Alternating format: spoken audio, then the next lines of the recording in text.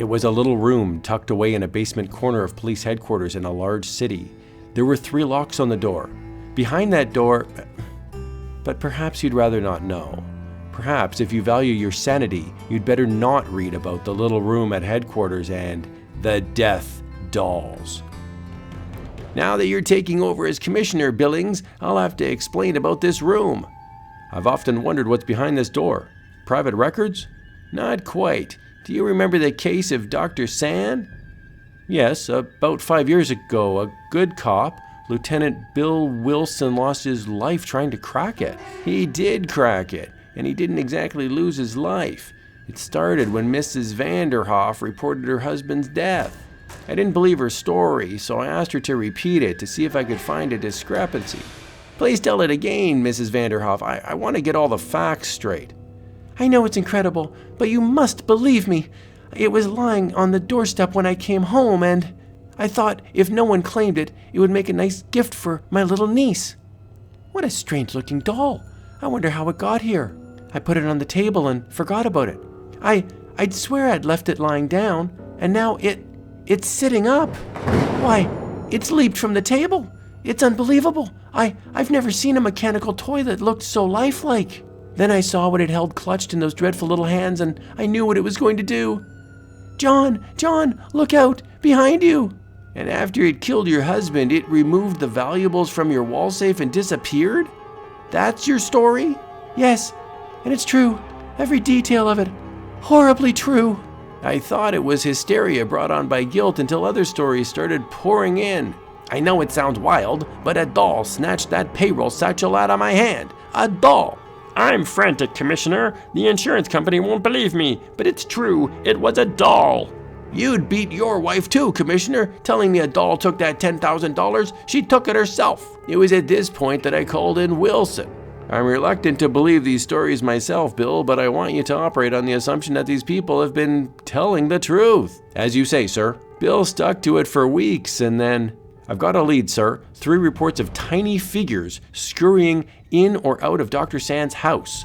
I don't want to take any chances on scaring him, so I'd rather work alone. It's your case, Wilson.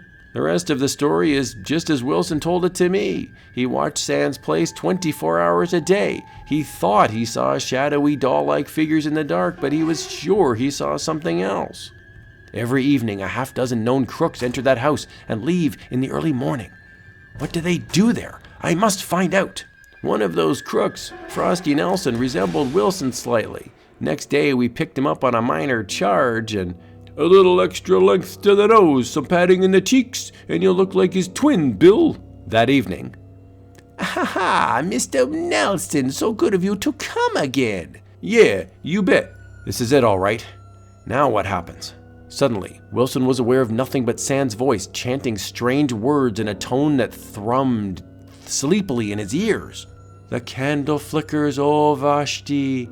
The flame dances, O Krishna. His mind reeled dizzily in a whirlpool that bordered on the very edge of space and time. Flame of the spirit, leap from the candle. Vashti, Krishna, let the flame journey. When he awoke, I'm outside myself.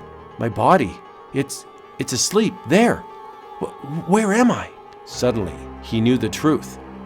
Why, my mind, it's been transferred to the doll. I'm in the doll.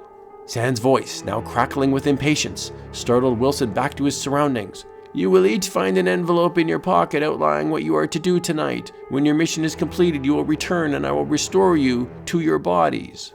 It's fantastic, diabolic.